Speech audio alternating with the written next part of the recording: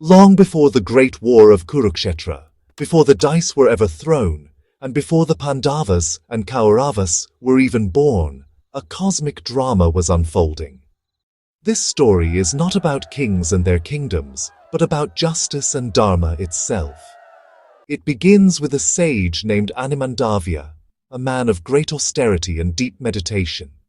He lived a simple life in his ashram, lost in his thoughts and prayers, completely unaware of the world outside.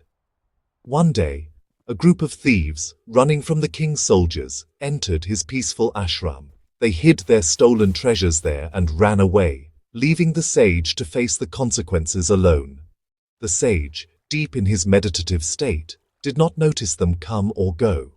When the king's soldiers arrived, they found the stolen goods lying in the ashram. They immediately assumed the sage was the leader of the thieves. They arrested the innocent Animandavya without asking a single question or conducting any proper investigation. The king, in his haste to deliver justice, passed a terrible sentence. He ordered that the sage be impaled on a sharp stake, a punishment reserved for the worst of criminals. The soldiers carried out the order, and the sage was left to die a slow, painful death. But because of his immense yogic powers, sage Animandavya did not die. He remained alive on the stake, his body in agony but his spirit unbroken, questioning the very nature of Dharma that allowed such an injustice to happen. After many days, the king realized his grave mistake. He rushed to the sage, begged for forgiveness, and ordered his men to remove the stake. But the stake could not be fully removed from the sage's body. A part of it remained lodged inside him forever. From that day on he was known as Animandavya, which means the one with a stake inside him. Furious and seeking answers for his undeserved suffering, the sage used his powers to travel directly to the abode of Yamraj, the god of justice and death. He stood before Yamraj's throne, his eyes burning with righteous anger, and demanded to know why he had to endure such a horrific punishment when he had committed no sin in his life. Yamraj, the keeper of cosmic accounts, looked through the sage's life records. He calmly explained that as a young boy, Animandavya had once playfully pierced a small butterfly with a sharp blade of grass. The law of karma is absolute, and every action, no matter how small or how long ago, has a consequence. Therefore, the suffering he endured was a just punishment for the pain he had caused that tiny creature in his childhood. The sage was stunned. He argued that a child's innocent mischief, done without any malicious intent, could not be equated with a crime deserving such a brutal punishment. He declared that Yamraj's judgment was flawed and disproportionate, a violation of true Dharma. Sage Animandavya, filled with a sense of injustice, looked Yamraj in the eye and delivered a powerful curse. He declared that since Yamraj's understanding of Dharma was flawed, punishing a child's unknowing act so severely, he himself would have to be born on earth. He would not be born a king or a sage, but as a Shudra, the son of a maidservant. He would live a life of servitude, always advising others on Dharma, but never holding power himself. He would experience the struggles and helplessness of being a mortal, and perhaps then he would truly understand the nuances of justice, mercy, and compassion. This curse set in motion a chain of events that would deeply impact the future of the Kuru dynasty and the entire kingdom of Hastinapura. Thus, Yamraj, the mighty lord of Dharma, was destined to be born on earth. His rebirth was woven into the complex lineage of the Kuru family. After King Vichitravirya died without children, his mother, Satyavati, summoned her other son, the great sage Vyasa, to father children with the two widowed queens, Ambika and Ambalika. When Vyasa, with his fearsome ascetic appearance, approached Queen Ambika, she closed her eyes in terror. As a result, her son, Dhritarashtra, was born blind. When Vyasa went to the second queen, Ambalika, she turned pale with fear, and so her son, Pandu, was born with a pale complexion. Satyavati, wanting a healthy heir, asked Vyasa to visit Ambika again, but the queen was too scared. Instead of going herself, Queen Ambika sent her lady-in-waiting, a wise and dutiful maid named Parishrami, In her place, Parishrami was not afraid of the great sage. She greeted Vyasa with respect, devotion, and calmness. She served him dutifully and accepted her fate with grace. Pleased with her sincere and fearless nature, Vyasa blessed her. He told her that her son would be a man of immense wisdom, a beacon of righteousness, and an incarnation of Dharma itself. This child, born of a sage and a maidservant, would be free from all the faults that his half-brothers, Dhritarashtra and Pandu, possessed. He would be the embodiment of truth and justice in a world descending into chaos. And so, Vidura was born. He was not a prince destined to rule, but he was blessed with something far greater, unparalleled wisdom and an unwavering moral compass. From a very young age, his intelligence and understanding of Dharma, politics, and human nature were evident to everyone in the palace. He grew up alongside his half-brothers, Dhritarashtra and Pandu, and the grand-uncle of the Kuru clan, Bhishma, recognized his exceptional qualities. Bhishma ensured that Vidura received the same education as the princes. He was appointed as the Prime Minister of Hastinapura, not because of his royal blood, but because of his sharp intellect and his deep commitment to what was right, making him the true conscience of the kingdom. As the Prime Minister of Hastinapura, Vidura became the unwavering voice of reason and morality in a court that was slowly being poisoned by greed, jealousy, and ambition. He was the moral compass for his blind brother, King Dhritarashtra, constantly trying to guide him towards the path of Dharma. When the Pandavas were young, Vidura saw the growing hatred that Duryodhana had for them. He knew that Shakuni's manipulative advice was leading the court towards destruction.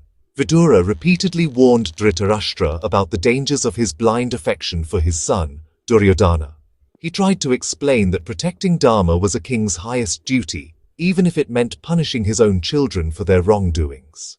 Vidura's wisdom was his greatest weapon, and he used it to protect the Pandavas whenever he could.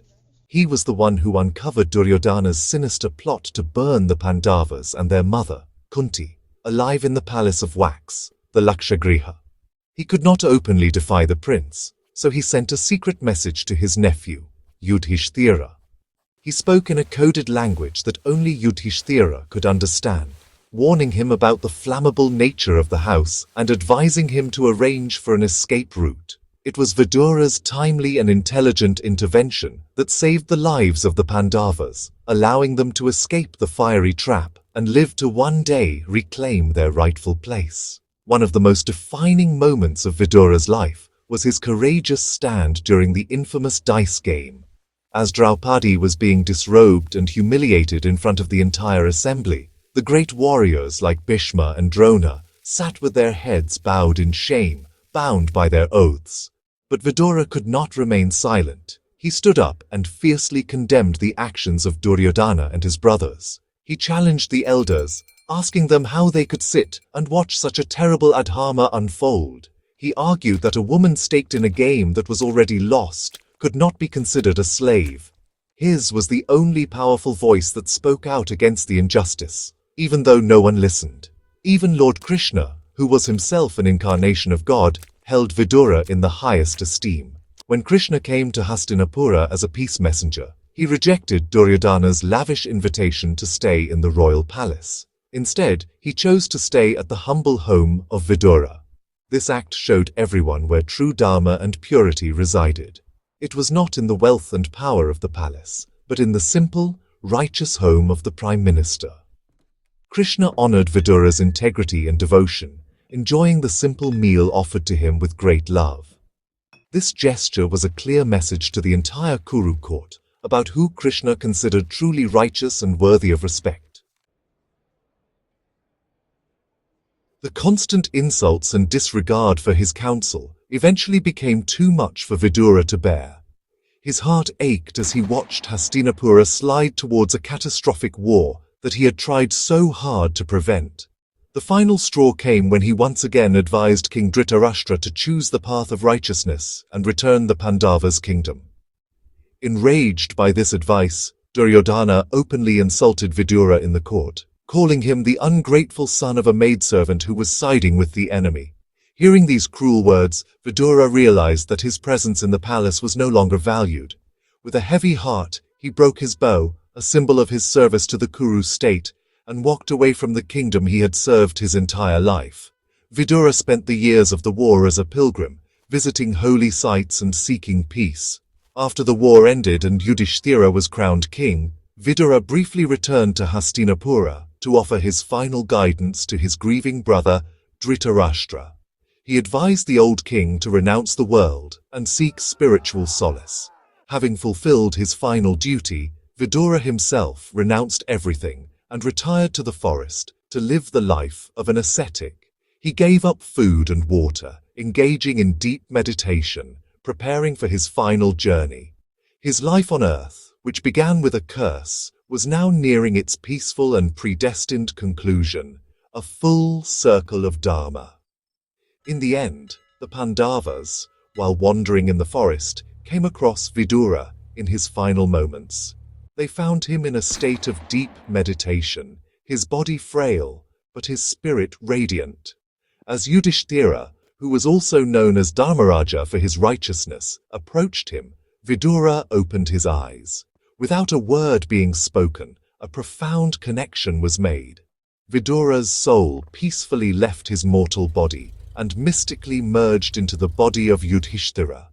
The incarnation of Yamraj, the god of justice, had finally reunited with his own essence, embodied in the righteous Pandava king. The curse was fulfilled, and the journey of Dharma on earth had come to a complete and beautiful end. Vidura's life is a powerful lesson in courage, truth, and integrity. He teaches us that true nobility comes not from birth or status, but from one's actions and character. He shows us the immense courage it takes to speak the truth to power, even when no one is willing to listen. His story reminds us that living a life of Dharma means standing up for what is right, no matter how difficult the circumstances. Vidura was the silent hero of the Mahabharata, a guiding light in an age of darkness. His journey from a cursed god to a humble servant and back to his divine form signifies that the path of righteousness is eternal and ultimately triumphant.